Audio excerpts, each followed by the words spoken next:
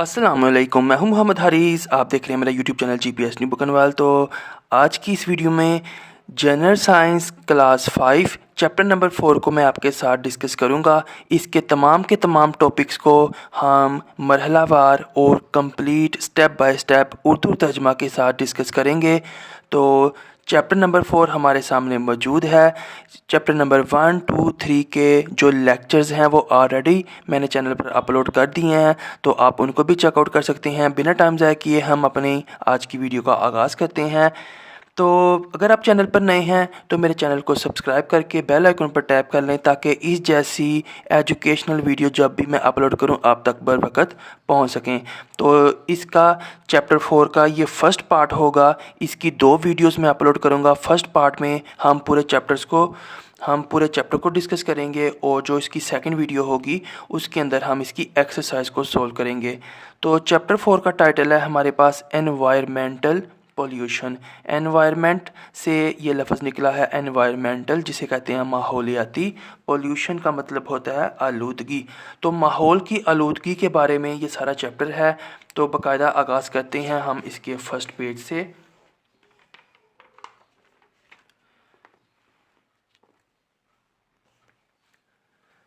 Screen पर आपको नज़र आ रहा होगा फर्स्ट लाइन, जो कि इस चैप्टर को रिप्रेजेंट कर रही है। After title page, the particular place, मखसूस जगह, वेयर जहाँ एन ऑर्गेनिज़म एक जानदार लिव्स रहता है, इज़ कॉल्ड इट्स एनवायरनमेंट, इसका माहौल कहलाती है। कोई भी मखसूस जगह जहाँ पर कोई जानदार रहता है उस जगह को उस जानदार का माहौल कहते हैं। द एनवायरनमेंट, माहौल, मीन्स मतलब है द प्लांट्स पौधे, एनिमल्स जानवर, ह्यूमंस इंसान, सनलाइट सूरज की रोशनी, वाटर पानी, एंड एयर और हवा, विच आर प्रेजेंट जो कि मौजूद हैं, अराउंड अस हमारे इर्द गिर्द। तो माहौल का मतलब है कि ये सारी चीज़ें हमारे इर्द गिर्द मौजूद हैं। The plants and animals are living components of environment, पौधे और जानवर माहौल के जानदार अज्जा हैं। सनलाइट सूरज, सोइल मट्टी, वाटर का मतलब पानी, एंड एयर हवा, are the non living components of environment, यानी कि जो हमारा माहौल होता है हमारे इर्द गिर्द वो जानदार और बेजान अज्जा से मिलकर बनता है। जानदार अज्जा में पौधे और जानवर शामिल हैं, और नॉन लिविंग बेजान जो इसके अज्जा हैं उनमें सूरज की रोशनी, मट्टी, पानी और हवा शामिल हैं। नेक्स्ट हम मूव करते हैं environmental pollution and its types. Environment के बारे में हमने समझ लिया कि एनवायरनमेंट क्या होती है, जो कि जानदार और बेजान कंपोनेंट से मिलकर बनती है किसी भी जानदार के इर्द गिर्द। तो आगे हम पोल्यूशन की तरफ बढ़ते हैं। तो इसमें हमारे पास एक्टिविटी 4.1 है, लाइट आ स्मॉल कैंडल, एक छोटी सी मोमबत्ती को जलाएं। प्रेडिक्ट, पेशन गोई करें। The type of pollution being ended, आलूदगी की किस्म की जो कि एडिट शामिल हो रही है बाय द बर्निंग कैंडल, मोमबत्ती के जलने से। आपने एक मोमबत्ती को जलाना है और फिर ये गैस करना है, ये अंदाज़ा लगाना है, पेशन गोई करनी है कि मोमबत्ती के जलने से कौन सी आलूदगी होती है। इसको हम पॉइंट 2 में क्लियर करेंगे। Hold a glass over the flames of the candle, जो मोमबत्ती के शोले हैं उसके ऊपर आपने एक गिलास को होल्ड पकड़ना है। आप ये देख सकते हैं, ये हाथ है, ये गिलास है, ये शोले के ऊपर गिलास को हमने होल्ड किया है। Did you see any change at the surface of the गिलास, क्या आपको गिलास की सरफेस पर कोई तब्दीली नज़र आई, change. You have seen the suit, आपने काजल को देखा है। तो जब हम इस शोले के ऊपर गिलास को रखेंगे, गिलास के नीचे जो हिस्सा शोले के पास होगा वहाँ पर एक स्याह धुआं जमना शुरू हो जाएगा, जिसको हम काजल कहते हैं, ओवर द गिलास सरफेस, गिलास की सतह पर। You can also touch it, आप इसको टच भी कर सकते हैं। The suit is an example of pollution in the environment, अब ये जो काजल बना है ये माहौल में आलूदगी की एक मिसाल है। यानी कि अगर हम ये गिलास पास ना लाते तो ये जो काजल था ये हवा में शामिल हो रहा था, गिलास ने इसको रोक लिया, और रोकने से हमें इसको टच करना, इसको देखना जो है वो आसान हो गया और ये वो आलूदगी थी जो हवा में शामिल हो रही थी। ये आलूदगी की एक मिसाल हो गई। नेक्स्ट हम चलते हैं इसी आलूदगी को डिफ़ाइन करने के लिए। एनी चेंज, कोई भी तब्दीली, इन द इन्वायरमेंट, माहौल में, विच इज़ हार्मफुल, जो कि नुकसानदेह होती है, टू लिविंग थिंग्स, जानदार चीज़ों के लिए, इज़ कॉल्ड एनवायरमेंटल पोल्यूशन। तो किसी भी माहौल में ऐसी कोई भी अगर तब्दीली होती है जो कि जानदारों के लिए नुकसानदेह है तो उस तब्दीली को हम माहौलियाती आलूदगी कहते हैं। आप साथ साथ ये अल्फाज मानी नोट कर सकते हैं जो मैंने लिख रखे हैं वो भी, और जो मैं ज़ुबानी आपके साथ शेयर कर रहा हूँ वो भी। The substances which cause pollution, वो अज्जा जो कि पोल्यूशन आलूदगी की काज वजह बनते हैं, आर कॉल्ड पोल्यूटेंट्स। तो पोल्यूटेंट्स का मतलब होता है कि आलूदा करने वाले। Here we will study the types and causes of pollution. तो अब हम जो आलूदगी है उसकी इकसाम और उसकी काजेज़ यानी कि वजूहात को पढ़ेंगे। एक्टिविटी 4.2 है हमारे पास। Perform this activity in 20 minutes by forming 4 और 5 ग्रुप्स। तो इस एक्टिविटी को हमें बताया जा रहा है कि आप 20 मिनट के अंदर करें और इसके लिए आपने 4 या 5 ग्रुप्स को बनाना है। In first 10 minutes discuss pollution, पहले 10 मिनट में आपने पोल्यूशन को डिस्कस करना है कि आलूदगी क्या होती है। इन द नेक्स्ट 10 मिनट्स, अगले 10 मिनटों में, make a list of causes of pollution in Pakistan. तो अगले 10 मिनटों में आपने उन वजूहात की एक लिस्ट बनानी है जिनकी वजह से पाकिस्तान में पोल्यूशन मौजूद है, पॉल्यूशन यानी कि आलूदगी हो रही है। पॉइंट टू पॉन्डर, सोचने की बात। These days which one is the most dangerous environmental pollution in Pakistan. तो इन दोनों पाकिस्तान में सबसे ज़्यादा ख़तरनाक आलूदगी कौन सी है। तो आपने अक्सर ये जो माई ओपिनियन है कि सर्दियों में और गर्मियों में भी जो हमें स्मोग देखने को मिलती है, जो एयर क्वालिटी इंडेक्स है वो बहुत ज़्यादा जो है बढ़ जाता है। तो फ़िज़ाई आलूदगी इस वक्त पाकिस्तान में एक बिग इशू बना है। इसके अलावा भी पोल्यूशंस की टाइप्स पाकिस्तान में मौजूद हैं लेकिन फ़िलहाल फ़िज़ाई आलूदगी काफ़ी ज़्यादा प्रोमिनेंट है। नेक्स्ट हम चलते हैं। There are 3 main types of pollution. आलूदगी की 3 बुनियादी किस्में हैं। दीज आर, ये हैं, एयर पोल्यूशन हवा की आलूदगी, वाटर पोल्यूशन पानी की आलूदगी, एंड लैंड ज़मीन पोल्यूशन आलूदगी। यानी कि आलूदगी की 3 किस्में होती हैं, हवा की आलूदगी, पानी की आलूदगी और ज़मीन की आलूदगी। तो सबसे पहले हमारे पास एयर पोल्यूशन की हेडिंग है, इसको हम डिस्कस करते हैं। यू वुड हैव सीन, आपने ये देखा होगा, स्मोक धुआं, बीइंग इमिटेड, निकलता हुआ, फ्रॉम व्हीकल्स, गाड़ियों, एंड फैक्ट्रीज़ और कारखानों से। तो इसमें हमें वो बोल रहा है कि आपने गाड़ियों और कारखानों से निकलता हुआ धुआं देखा होगा। मैनी पॉइजनस, बहुत से पॉइजनस, जहरीले। तो ये जो धुआं होता है इसके अंदर जहरीले क्या होते हैं, नेक्स्ट हम मूव करते हैं। Substances are present in smoke. तो जहरीले अज्जा इस धुएं में शामिल होते हैं। स्मोक पोल्यूट्स द एयर, धुआं हवा को आलूदा करता है। The burning of fuels in the kilns, ये जो ईंटें बनाने वाले भट्टे होते हैं या जहाँ पर ईंधन जलता है, तो भट्टों के अंदर बर्निंग जलने से, ऑफ फ्यूल ईंधन के, एंड होम्स और घरों में, यानी कि भट्टों और घरों में ईंधन के जलने से प्रोड्यूसिस कार्बन डाइऑक्साइड गैस, कार्बन एक गैस जो है प्रोड्यूसिस पैदा होती है जिसको हम कार्बन डाइऑक्साइड कहते हैं, विच पोल्यूट्स द एयर, जो कि हवा को आलूदा करती है। द फायर इन फॉरेस्ट, जंगलों में लगी आग, आल्सो काजेज एयर पोल्यूशन, भी हवा की आलूदगी की काजेज वजह बनती है। Can you tell any other reason of air pollution, क्या आप हवा की आलूदगी की एनी अदर रीज़न, कोई दूसरी वजह बता सकते हैं। ये जो जंगल की आग है उसकी पिक्चर भी बुक पर मौजूद है। तो बेसिकली हवाई आलूदगी की बहुत ज़्यादा इकसाम है। जब हम कचरे को आग लगाते हैं, जो फैक्ट्रियों के अंदर से धुआं निकलता है, और ऐसी मोटरसाइकिलें, कारें वगैरह जिनकी टाइम पर ट्यूनिंग या सर्विस नहीं होती, उनका इंजन भी धुआं छोड़ता है। तो ये सारे जो गैसेस हैं जो आलूदा माहौल को करती हैं, तो जो इसी वजह से हम उसको हवा की आलूदगी कहते हैं। तो हवा की आलूदगी के बाद नेक्स्ट हमारे पास है water pollution. We discuss water pollution in our everyday life. हम अपनी रोज़मर्रा ज़िंदगी में पानी की आलूदगी को डिस्कस करते हैं, यानी कि इस पर अपनी इजहार राय करते हैं। Have we ever thought how the water is being polluted. Have we ever thought, क्या हमने एवर कभी थॉट सोचा है, हाउ कैसे, the water is being polluted पानी आलूदा हो रहा है। क्या हमने ये कभी सोचा है कि पानी कैसे आलूदा हो रहा है।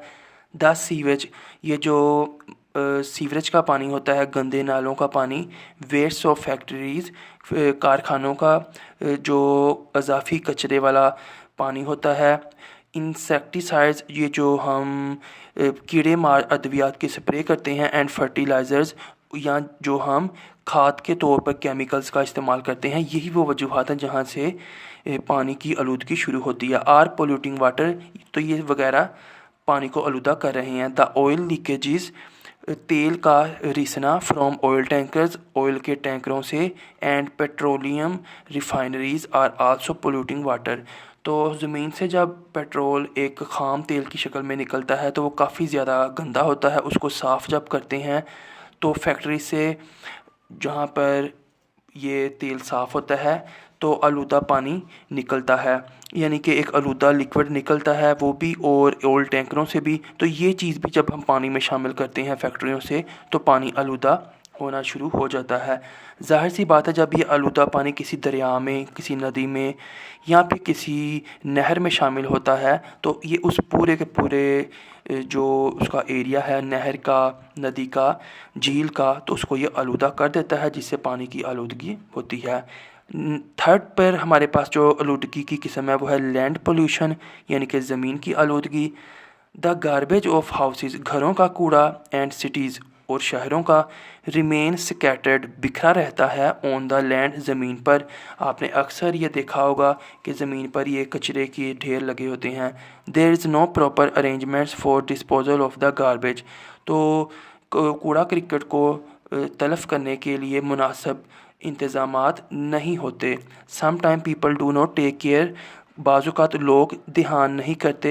वाइल थ्रोइंग गार्बेज, कूड़ा करकट फेंकने के दौरान। ऑन द लैंड, यानी कि ज़मीन पर, यानी कि हुकूमत की तरफ से कभी कभी सफाई के लिए गाड़ियाँ भिजवाई भी जाती हैं, लेकिन लोग भी जो है वो ध्यान नहीं करते और जब दिल करे जहाँ दिल करे कचरा फेंक देते हैं। सम पीपल थ्रो वेस्ट, कुछ लोग कचरा फेंकते हैं outside their vehicles while travelling, सफ़र करते हुए अपनी गाड़ियों से। तो ये चीज़ मैंने भी नोटिस की है, अक्सर लोग और जो उनके छोटे बच्चे होते हैं जिनको वो सिखाते नहीं हैं, तो कार पर या मोटरसाइकिल पर सफ़र करते हुए किसी फल या सब्ज़ी या फिर किसी स्नैक या आइसक्रीम का जो रैपर होता है, इस तरह की चीज़ें वो अपनी कार की विंडो से या मोटरसाइकिल पर बैठे सफ़र के दौरान सड़क पर जहाँ दिल करे वो फेंक देते हैं। थस द सिटीज़, लिहाजा सिटीज़ शहर, and the villages do not remain neat and clean, यही वजह है कि शहर और गाँव साफ़ सुथरे नहीं रहते। अदर दैन दिस, इसके अलावा इंसेक्टिसाइड्स, कीड़े मार, एंड फर्टिलाइजर्स, और खादें वगैरह, तो कीड़े मार स्प्रे और खादें वगैरह भी हैव केमिकल सब्सटेंसेस, उसमें कीमियाई अज्जा होते हैं। These remain in the soil for long periods, तो जब हम इन कीड़े मार अद्वियात को या इनके स्प्रे को या खादों को इस्तेमाल करते हैं तो इनके जो अज्जा है वो लंबे अरसे तक, पीरियड्स अरसे तक, लंबे अरसे तक जो है वो मट्टी में मौजूद रहते हैं। एंड और काज, वजह बनते हैं लैंड पोल्यूशन, ज़मीन की आलूदगी की। एग्रीकल्चरल एंड पॉइजनस सब्सटेंसेस, ज़रात और जहरीले अज्जा ऑफ फैक्ट्रीज़, कारखानों के, are also the cause of land pollution, तो ज़रात और फैक्ट्रियों के जहरीले अज्जा भी ज़मीनी आलूदगी की वजह बनते हैं। तो हमने हवा की आलूदगी, पानी की आलूदगी और ज़मीन की आलूदगी को समझा। इससे रिलेटेड हम एक नीचे टेबल को अब देखेंगे। राइट येस और no in the given table, तो यहाँ पर आलूदगी की वजूहात हैं, रीज़न ऑफ पोल्यूशन, तो हमने बताना है इन सब के अंदर, रीज़न्स के अंदर कौन सी पोल्यूशन शामिल है, एयर पोल्यूशन, वाटर पोल्यूशन या फिर land pollution. Cutting of trees, तो जब हम दरख्तों को काटते हैं तो बेसिकली हम जो फ़िज़ा को साफ़ करने के लिए ऑक्सीजन का ज़रिया होता है वो ख़त्म कर देते हैं, तो इसकी वजह से हमारे पास एयर पोल्यूशन देखने को मिलती है। तो दरख्तों की कटाई के बाद हमारे पास है पोल्यूटेड वाटर। गंदा पानी जब हो तो इससे कौन सी पोल्यूशन होती है? इसमें एयर भी नो रहेगा, लैंड भी और वाटर भी, ये दोनों यस आएंगे। तो बेसिकली इसके अंदर हमारे पास जब गंदा पानी होता है उसमें पानी गंदा होने की वजह से हवा आलूदा नहीं होती, लेकिन पानी आलूदा होता है और ज़मीन भी आलूदा होती है। कूड़ा करकट से हमारे पास हवा की आलूदगी होती है, पानी की आलूदगी भी होती है और जो है ज़मीन की आलूदगी भी होती है, क्योंकि जब आप किसी कचरे के ढेर से गुज़रते हैं आपको वहाँ पर बेहद स्मेल आती है जो कि हवा की आलूदगी होती है। आप वहाँ पर सांस नहीं ले सकते। पानी की आलूदगी इस वजह से है कि कूड़े करकट से निकलने वाला जो लिक्विड होता है स्मेल वाला, वो पानी को भी आलूदा कर सकता है। इसी तरह ये दिखने में भी और वैसे भी ज़मीन की आलूदगी की वजह तो बनती ही है। इंडस्ट्रियल वेस्ट, फैक्ट्रियों से जो गंदा पानी निकलता है, जो कचरा निकलता है, उससे क्या होता है, हवा की आलूदगी नहीं होती, पानी की और ज़मीन की आलूदगी होती है। ये आप देख सकते हैं। Yes, use of chemical fertilisers और इंसेक्टिसाइड्स, तो कीमियाई खादें और कीड़े मार अद्वियात के इस्तेमाल से हवा की आलूदगी भी होती है, क्योंकि जब हम ये स्प्रे करते हैं तो पूरी हवा आलूदा हो जाती है। और इसके बाद पानी की आलूदगी भी इससे होती है और ज़मीन की आलूदगी भी होती है। तो प्लास्टिक से अगर बात करें तो इससे हमारे पास हवा की आलूदगी नहीं होगी, पानी और ज़मीन की आलूदगी होगी, क्योंकि प्लास्टिक लंबे अरसे तक मिट्टी में ज़मीन में मौजूद रहता है और ये डीकम्पोज जल्दी नहीं होता। स्मोक फ्रॉम फैक्ट्रीज़, तो कारखानों से निकलने वाला धुआं जो होता है ये हवा की आलूदगी की वजह बनता है, इससे पानी और ज़मीन की आलूदगी नहीं होगी। बर्निंग प्लास्टिक एंड गार्बेज, तो जब हम प्लास्टिक या कूड़े को आग लगाते हैं तो धुआं निकलता है जिसकी वजह से हवा की आलूदगी भी होगी। यस, लेकिन इससे हम पानी की आलूदगी को कंसीडर नहीं करेंगे, अलबत्ता ज़मीन की आलूदगी इसमें शामिल होगी। एक्टिविटी 4.3 थी जो ज़मीनी पानी की और हवा की आलूदगी को समझने में हेल्प कर रही थी, अंडरस्टैंडिंग दे रही थी। नेक्स्ट है हमारे पास effects of pollution on life. तो एक्टिविटी 4.4 के अंदर हमारे पास effects of pollution of life, ज़िंदगी के ऊपर आलूदगी के असरात को हमने पढ़ना है। Can you feel the given table, क्या आप दिया गया टेबल फिल कर सकते हैं? इसमें हमें पोल्यूशन आलूदगी की किस्में टाइप्स दी गई हैं और हमने बताना है इनके इफ़ेक्ट्स ऑफ पोल्यूशन, यानी कि इन आलूदगी की किस्मों के क्या असरात होते हैं। फर्स्ट है हमारे पास एयर पोल्यूशन, हवा की आलूदगी का क्या असर होता है? इसका असर होता है थ्रोट गले पर, स्किन जिल्द पर एंड आई डायसीसिस, और आँखों में बीमारियाँ इससे बढ़ती हैं, आँखों में जलन हो सकती है, एलर्जी वगैरह हो सकती है। वाटर पोल्यूशन, पानी की आलूदगी से हमारे पास डायसीसिस बीमारियाँ होती हैं, पेट की बीमारियाँ हो गई, डिफरेंट बॉडी के अंदर इसकी वजह से मसाइल पैदा होते हैं। एंड ड्रिंकिंग वाटर शॉर्टेज, तो जब पानी आलूदा हो जाता है तो पीने वाले पानी की कमी होना शुरू हो जाती है। लैंड पोल्यूशन, ज़मीनी आलूदगी से क्या असरात होते हैं? डायसीसिस बीमारियाँ एंड जर्म्स इंक्रीज़, बीमारियाँ फैलती हैं और जो जरासीम है वो भी फैलते हैं। इंक्रीज़ यानी कि ये दोनों चीज़ें बढ़ जाते हैं, बीमारियाँ और जरासीम। In activity 4.3 your any answer will be correct और इनकरेक्ट, तो वो कह रहे हैं इसके अंदर आपका कोई भी जवाब या तो दुरुस्त हो सकता है या गलत हो सकता है। इसका मेन मकसद आपको जो है वो आगाही फराहम करना था आलूदगी के ज़िंदगी की, जो आलूदगी के असरात होते हैं हमारी ज़िंदगी पर। Now we will study the effects of environmental pollution, अब हम माहौलियाती आलूदगी के असरात को पढ़ेंगे। Then you can correct your incorrect answers, तो वो कह रहा है अगर आपने यहाँ पे कोई गलत बात बोल दी थी तो अभी आप ये नीचे सारे पॉइंट्स जब पढ़ेंगे तो आपको पता चल जाएगा कि आपकी वो गलत बात का सही जवाब क्या है। लेकिन ज़्यादा चांस यही है कि आपको काफ़ी ज़्यादा आगाही है और आप इन असरात के बारे में पहले से जानते हैं। तो अभी हमने जो असरात लिखे थे उनके बाद हमें खुद से जो है इनको मैच करने का मौका मिलेगा नीचे दिए गए असरात को पढ़कर। Then you can correct your incorrect answer, तो हम करेक्ट करने की कोशिश करेंगे अगर यहाँ पर कोई इनकरेक्ट हुआ। Germs present in polluted water are causes of the diseases, तो गंदे पानी में मौजूद जर्म्स जरासीम प्रेजेंट मौजूद होते हैं, are causes of the diseases, तो वो बीमारियों की वजह बनते हैं। द पॉइजनस सब्सटेंसेस जहरीले अज्जा present in the factory waste, कारखानों के जो वेस्ट होते हैं, जो कचरे वाला जो भी गंद उनसे निकलता है वहाँ पे वो मौजूद होते हैं जहरीले अज्जा। एंड लैंड, तो वो क्या करते हैं, पोल्यूट कर देते हैं, गंदा कर देते हैं वाटर एंड लैंड एनवायरनमेंट, यानी कि पानी और ज़मीन का जो माहौल है। तो फैक्ट्रियों से निकलने वाले वो वेस्ट, वो कचरे, वो गंद वगैरह ज़मीन और पानी को आलूदा कर देते हैं। फिर वो बोलता है हमारे पास बैक्टीरिया प्रेजेंट इन सीवरेज, तो गंदे नाली गटरों के पानी में मौजूद बैक्टीरिया इस्तेमाल कर लेते हैं most of the dissolved oxygen, जो उसके अंदर ऑक्सीजन जमा होती है present in the water, the aquatic animals for example fish. तो जब पानी के अंदर मौजूद बैक्टीरिया ऑक्सीजन को इस्तेमाल कर लेते हैं तो उसी पानी के अंदर जो एक्वेटिक एनिमल्स पानी वाले जानवर होते हैं, मिसाल के तौर पर मछली वगैरह, वो मर जाते हैं due to the lack of oxygen की कमी की वजह से। यानी कि पानी के अंदर जब हम आलूदा कोई भी सीवरेज का पानी डालते हैं तो उसके अंदर मौजूद बैक्टीरिया उस पानी की ऑक्सीजन को इस्तेमाल कर लेते हैं, जिसकी वजह से ऑक्सीजन कम होने की वजह से उस पानी में मौजूद जो पानी के जानवर हैं, मछली वगैरह, वो ऑक्सीजन की कमी का बायस बन के मर जाते हैं। The pollutants such as chemicals, तो आलूदगी फैलाने वाले अज्जा जैसा कि chemicals, carbon dioxide and other gases और दूसरी गैसें इन पोल्यूटेड एयर, आलूदा हवा में काज वजह बनती हैं थ्रोट, गला, स्किन, जिल्द एंड आई डिसीज़ और आँखों की बीमारियों की। तो ये जो गंदे और आलूदगी फैलाने वाले अज्जा होते हैं, केमिकल्स के तौर पर कार्बन डाइऑक्साइड और दूसरी गैसों के तौर पर ये हवा में शामिल होकर गले, जिल्द और आँखों की बीमारियाँ जो है फैलाते हैं, उनकी वजह बनते हैं। Pollutants gases present in smoke, तो धुएँ में मौजूद गंदी गैसें काज लंग्स डिसीज़, तो फेफड़ों की डिसीज़ बीमारियां एंड एलर्जी।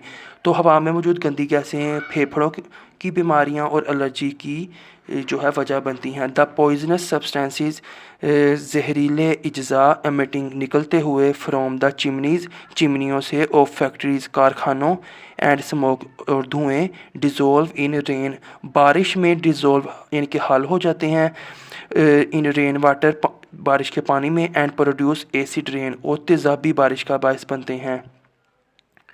तो यानी कि इतना ख़तरनाक है ये कि फैक्ट्रियों की चिमनियों से जब गंदा धुआं निकलता है आसमानों पर जाके वो बादलों में मिक्स हो जाता है, यहाँ तक कि बादलों में मौजूद जो बारिश का पानी होता है उसको भी वो आलूदा कर देते हैं, जिसकी वजह से जब बारिश होती है तो वो एसिड रेन कहलाती है।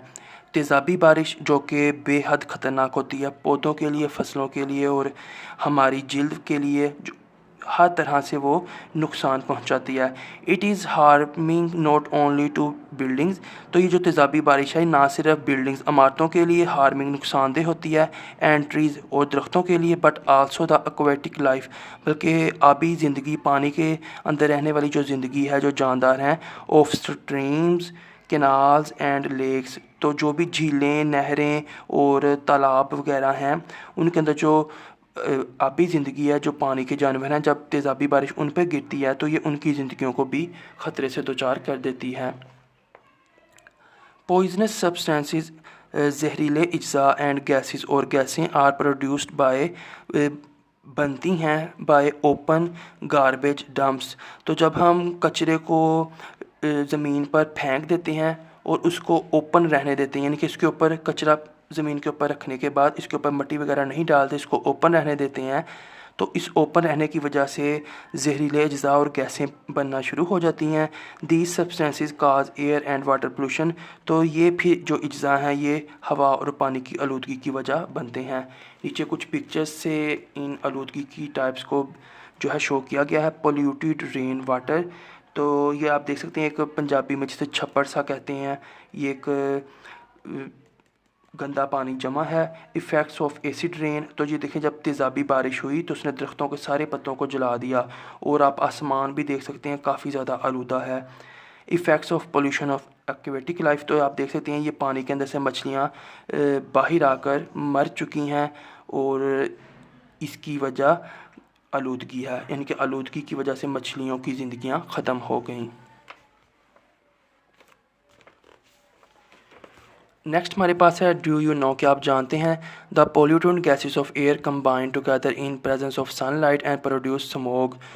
तो ये जो पोल्यूटेंट गंदी आलूदगी वाली जो गैसें हैं हवा के अंदर टुगेदर कंबाइन मिक्स हो जाती हैं सूरज की रोशनी में एंड प्रोड्यूस स्मोक, और स्मोक को पैदा करती हैं।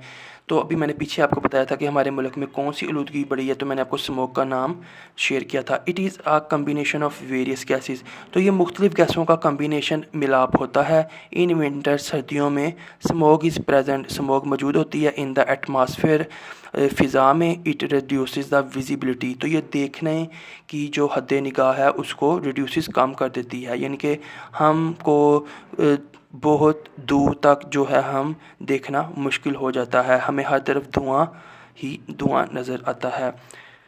तो आलूदगी के बाद एक नया हम टॉपिक पढ़ेंगे जिसे हम कहते हैं ग्रीन हाउस इफ़ेक्ट। सबसे पहले हम इसको समझते हैं और इसको फिर हम यूज़ करते हुए अपनी एटमॉस्फेयर के बारे में एक ख़तरनाक और नुकसानदेह कॉन्सेप्ट को पढ़ेंगे। तो वो बोलता है green house is a house, ये एक ग्रीन हाउस एक घर होता है मेड ऑफ ग्लास, जो कि शीशे से बनाया जाता है। इट्स रूफ, इसकी छत and walls are made of green coloured glass, इसकी छत और जो दीवारें हैं वो सब्ज़ कलर के शीशे से बनी होती हैं। पीपल ग्रो वेजिटेबल्स, लोग इसके अंदर ग्रो उगाते हैं वेजिटेबल्स सब्जियां and flowering plants in it, तो लोग इसके अंदर सब्जियां और फूलों वाले पौधे उगाते हैं।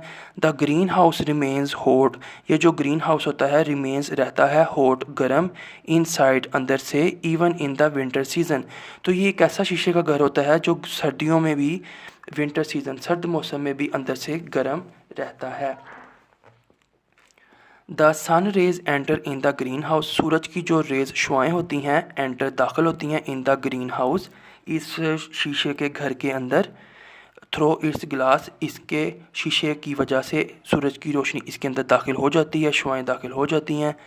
These rays produce heat inside, तो ये जो शुआएँ होती हैं सूरज की, ये अंदर हीट गर्मी को प्रोड्यूस पैदा करती हैं। The heat can not go out of the glass, लेकिन जब अंदर वो गर्मी पैदा होना शुरू हो जाती है तो heat can not go out of the glass, वो हीट जो है वो गर्मी शीशे के अंदर तो चले जाती है सूरज की रोशनी की वजह से, लेकिन सूरज की रोशनी की वजह से जब अंदर गर्मी पैदा होती है तो ये गर्मी out of the glass of green house, इस ग्रीन हाउस के शीशे से बाहर नहीं निकल पाती।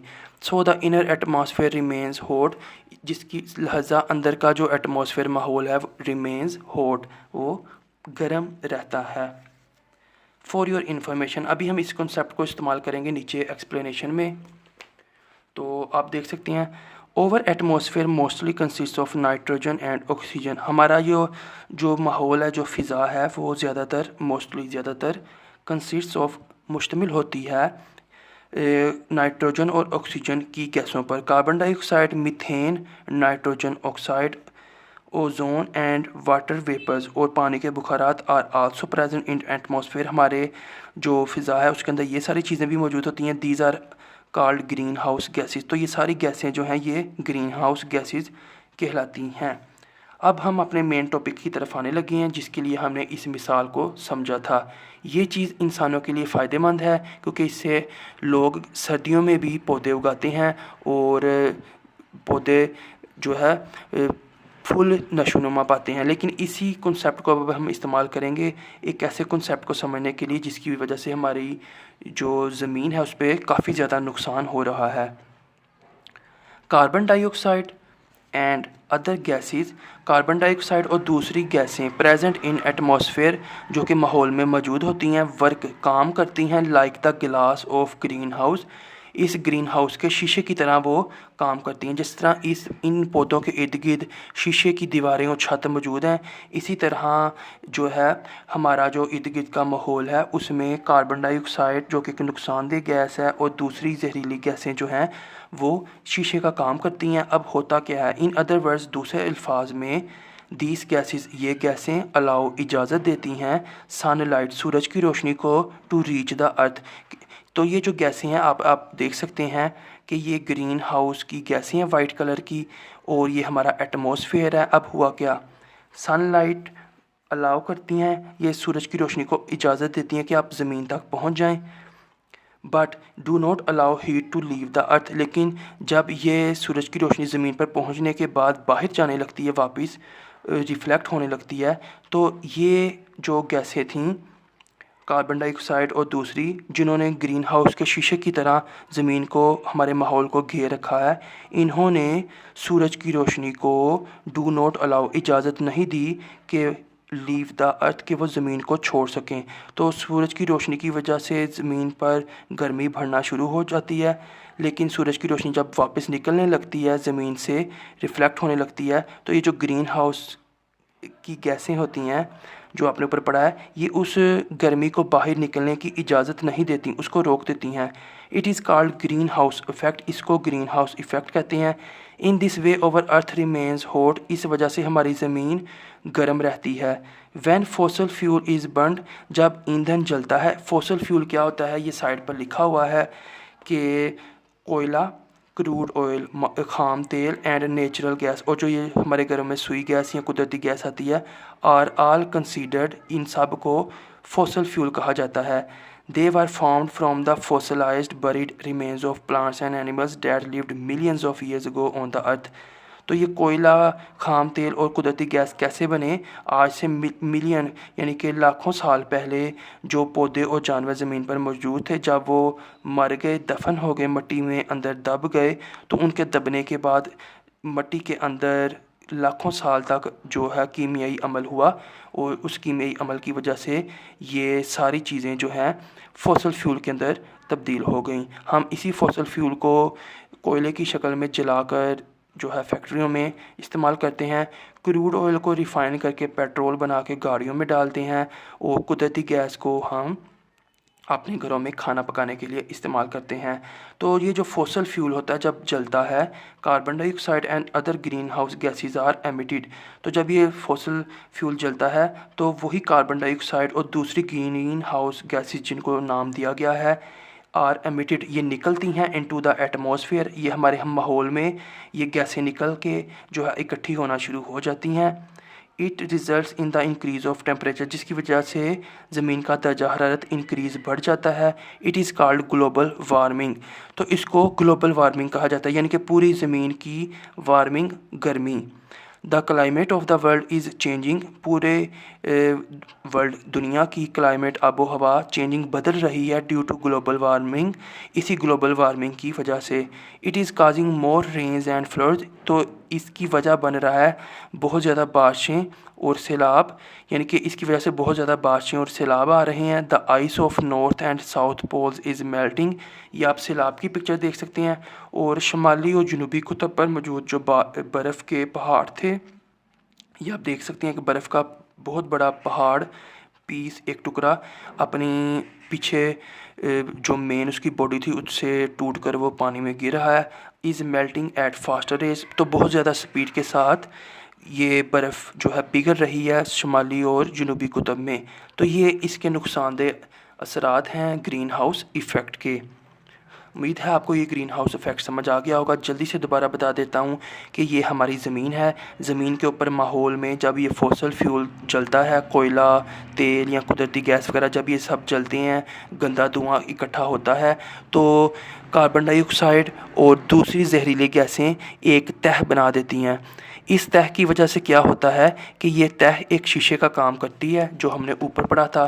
तो ये तह क्या करती है, सूरज की रोशनी जब ज़मीन पर पहुंचती है, तो पहुंचने के बाद उस रोशनी ने जो अपने साथ वो हीट या गर्मी लाई होती है, तो ये सूरज की रोशनी आई और इसने ऐसे वापस जाना होता है। लेकिन होता क्या है कि ग्रीन हाउस और कार्बन डाइऑक्साइड, ये सारी जहरीली गैसें जो जलकर माहौल में जमा हैं, आप ये रेड कलर में देख सकते हैं कि सूरज की रोशनी तो ज़मीन पर आ जाती है, लेकिन अब जो गर्मी बनी है ज़मीन के ऊपर, जिसको रेड कलर से शो किया गया है, ये गर्मी जब वापस ज़मीन से आसमान की तरफ जाने लगती है, तो ये ग्रीन हाउस की जो गैसें हैं ये उस गर्मी को वापस ज़मीन की तरफ डाइवर्ट कर देती हैं, मोड़ देती हैं और इसको गर्मी को ज़मीन की एटमॉस्फेयर या आबोहवा से बाहर निकलने ही नहीं देती, जिसकी वजह से ज़मीन का दर्जा हरारत बढ़ जाता है।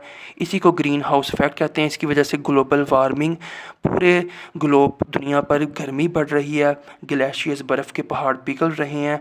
जब ये पहाड़ पिघलते हैं तो ये जो पानी होता है, इस पानी की वजह से सैलाब आते हैं और बारिशें होती हैं और इसी पानी की वजह से समुद्र की सतह में भी इजाफा होता है। तो उम्मीद है ये आपको क्लियर हो गया होगा।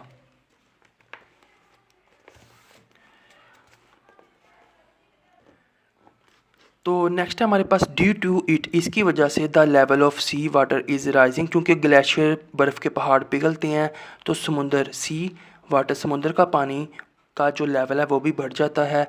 इफ़ दिस प्रोसेस, अगर ये अमल कंटिन्यूस जारी रहता है, the course, Sahil and islands, और जो जजीरे हैं, मे डिसपियर इन द सी, हो सकता है कि वह समुंदर से ख़त्म हो जाएं, क्योंकि समुद्र के पानी की सतह में इस कदर इजाफा होगा कि पानी बढ़ते बढ़ते साहिलों को और जज़ायर को डुबो देगा और उनको ख़त्म कर देगा। ये बेसिकली ग्लोबल वार्मिंग और ग्रीन हाउस इफ़ेक्ट के नुकसान हैं। नेक्स्ट हमारे पास टॉपिक है preventive measures to reduce pollution, रोकथाम मैज़ इक़दामात टू रिड्यूस, कम करना पोल्यूशन, आलूदगी को कम करने के लिए कौन से रोकथाम वाले इक़दामात हैं, उनको हम पढ़ेंगे एक नज़र। इसमें सबसे पहले हमारे पास we should shift the factories away from the cities, हमें शहरों से फैक्ट्रियों यानी कि कारखानों को शिफ्ट कर देना चाहिए, मुंतकिल कर देना चाहिए, टू रिड्यूस, कम करने के लिए, द इफ़ेक्ट्स ऑफ पोल्यूशन, आलूदगी के इफ़ेक्ट्स यानी कि असरात को। हमने अगर आलूदगी के असरात को कम करना है तो हमें कारखानों को शहरों से दूर मुंतकिल करना चाहिए। द स्मोक ऑफ फैक्ट्रीज़, कारखानों का धुआं, should be made in effective, बेअसर बना देना चाहिए, before releasing in the air, हवा में निकलने से पहले। यानी कि फैक्ट्रियों में ऐसे फ़िल्टर लगाने चाहिए कि जब चिमनियों से धुआं फ़िज़ा में शामिल हो तो उसके अंदर जो जहरीले या नुकसानदेह जो ज़रात या असरात हैं उनको फ़िल्टर कर दिया जाए, साफ़ कर दिया जाए और वो फ़िज़ा में शामिल ना हों। बिल्कुल उसी तरह जैसे एक मोटरसाइकिल आप देखते हैं सड़क पर, उसमें से साफ़ धुआं निकलता है, लेकिन कुछ मोटरसाइकिल्स या गाड़ियां ऐसी होती हैं जिनके अंदर इंजन के अंदर इश्यूज़ की वजह से बिल्कुल काला धुआं निकलता है और वो जो गंदा धुआं है वैसे ही फ़िज़ा में शामिल होता है। लेकिन जब उनकी हम ट्यूनिंग करते हैं तो वो धुआं इनइफेक्टिव, बेअसर हो जाता है, साफ़ हो जाता है। पोल्यूटेड वाटर, गंदा पानी, शुड नॉट बी पाउड, नहीं अंडेलना चाहिए, इनटू रिवर्स, दरियाओं, केनाल्स, नहरों, एंड लेक्स, झीलों में।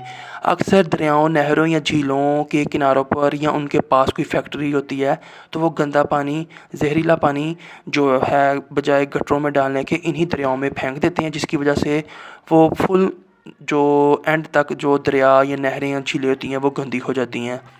द गारबेज, कूड़ा करकट, एंड सॉलिड वेस्ट, और जो ठोस कचरा होता है ऑफ हाउसेस, घरों का, एंड फैक्ट्रीज़ और कारखानों का, शुड बी डिस्पोज्ड ऑफ, तल्फ कर देना चाहिए, इन अ प्रॉपर वे, मुनासिब तरीके से।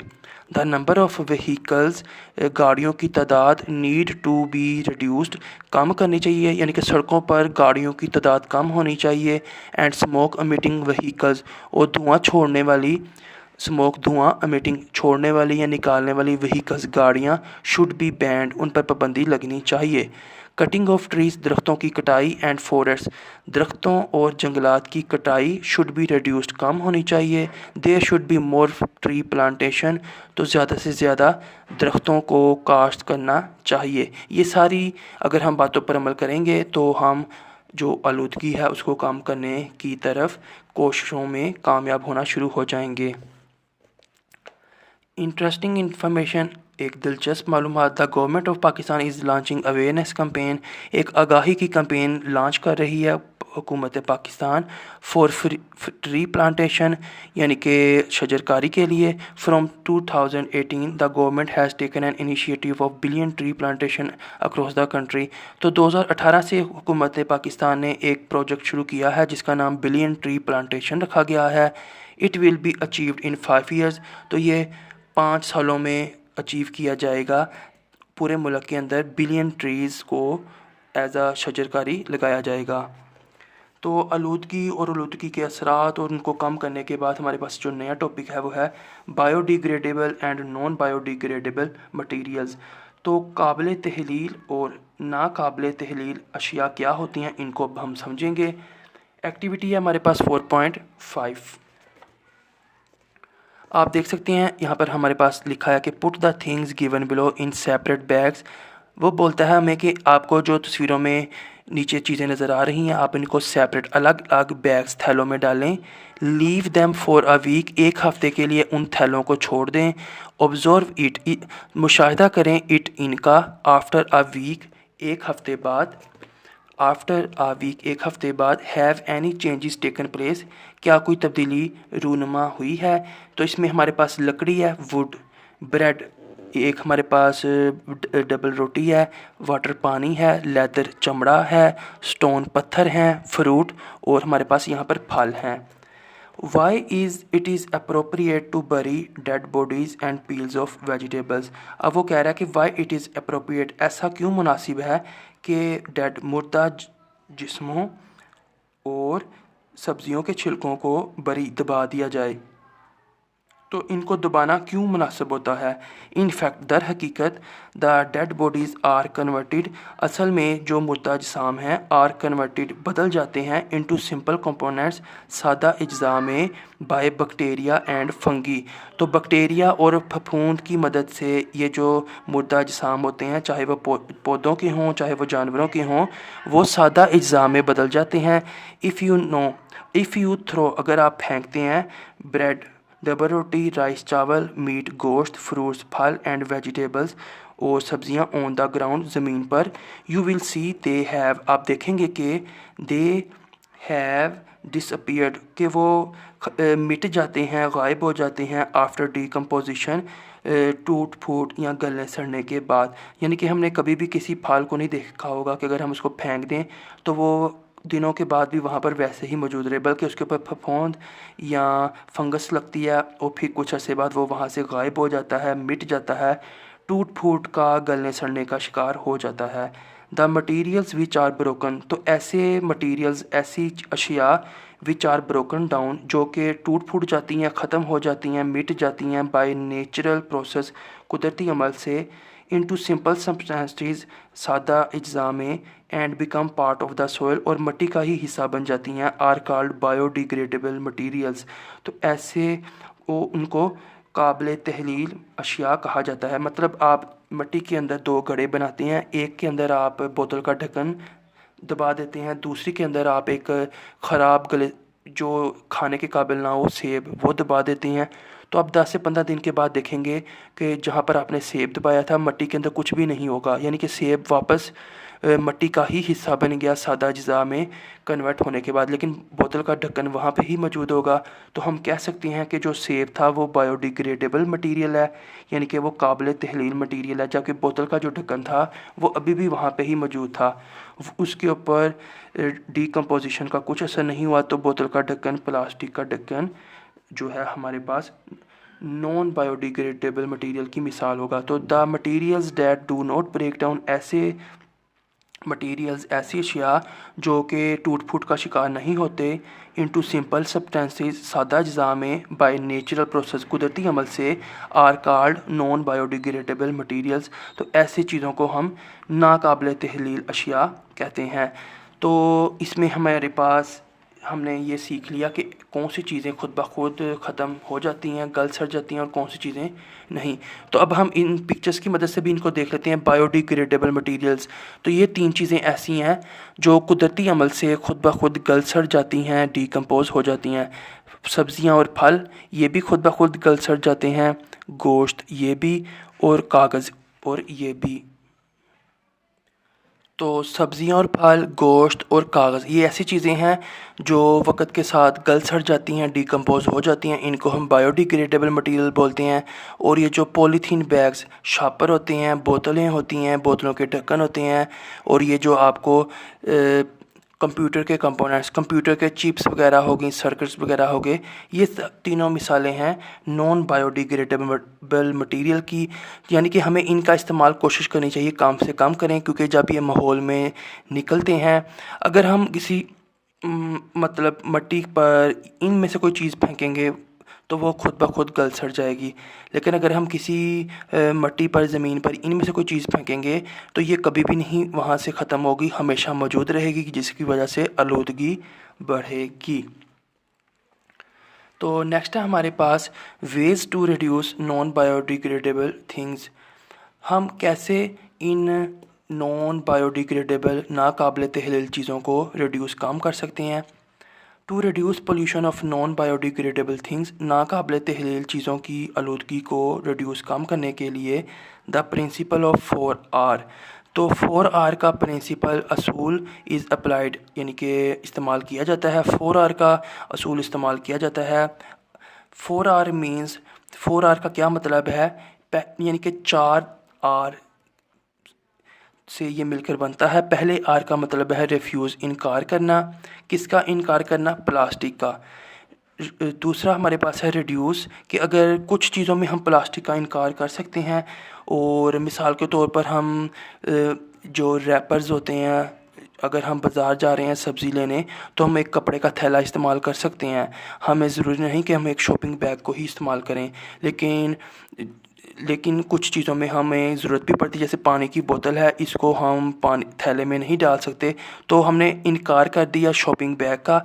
और रिड्यूस कम करना, यानी कि हम ऐसी चीज़ों को जहाँ पे हमारा गुजारा हो सकता है उनको बदल दें, उनमें प्लास्टिक का इस्तेमाल ना करें। जैसे कि मैंने आपको सब्ज़ी के थैले की मिसाल दी, हम शॉपिंग बैग की बजाय कपड़े का थैला इस्तेमाल कर सकते हैं। इस तरह से हमने शॉपिंग बैग को ख़त्म करके रिड्यूस कर दिया हमारे माहौल में शामिल होने वाले प्लास्टिक को। तो तीसरा आ रहा है हमारे पास रीयूज़। रीयूज़ का मतलब है हम ऐसी चीज़ों का इस्तेमाल करें, या आप समझ लें कि प्लास्टिक से बनी चीज़ें हम बजाय इसके कि फेंक दें, हम उन्हीं चीज़ों को फेंकने की बजाय और फिर फेंकने के बाद हम उन्हीं को नया तैयार कर लें, और फिर नया तैयार होने के बाद दोबारा उसको फेंक दें। इस तरह कचरा बढ़ता चला जाता है, हम उसको फेंकने की बजाय दोबारा इस्तेमाल करें। तो एक प्लास्टिक के कचरे का ढेर जो मौजूद है, अगर हम उसको पकड़ कर दोबारा किसी काबिल कार, जैसे कि हमने पुराने टूटे प्लास्टिक के टुकड़ों को जोड़कर एक कुर्सी बना ली और कुर्सी को रोज़मर्रा इस्तेमाल में ले आए, तो इस तरह से वो कचरा जो वहाँ पर मौजूद था वो ख़त्म हो जाएगा और ये रीयूज़ हो जाएगा। तो लास्ट इसमें आर जो है वो है रीसाइकल का। तो रीयूज़ का और रीसाइकल का मतलब कॉन्सेप्ट एक जैसा ही है। रीसाइकल में हम क्या करते हैं कि जैसे मेरे पास ये पुरानी बोतल ये कंप्यूटर के प्लास्टिक के टुकड़े मौजूद थे, मैंने इनको पिघला कर, तो मैंने इनकी मदद से कुर्सी बना ली। तो मैंने बोला कि मैंने इस प्लास्टिक को रीसाइकल कर लिया है। और रीयूज़ का मतलब ये है कि मेरे पास एक ये पानी की बोतल थी, तो बजाय इसके कि जब ये ख़त्म होगी और मैंने इसको कचरे के ढेर में फेंक दिया, मैंने इसको दोबारा फिल करके तो दोबारा इस्तेमाल कर लिया।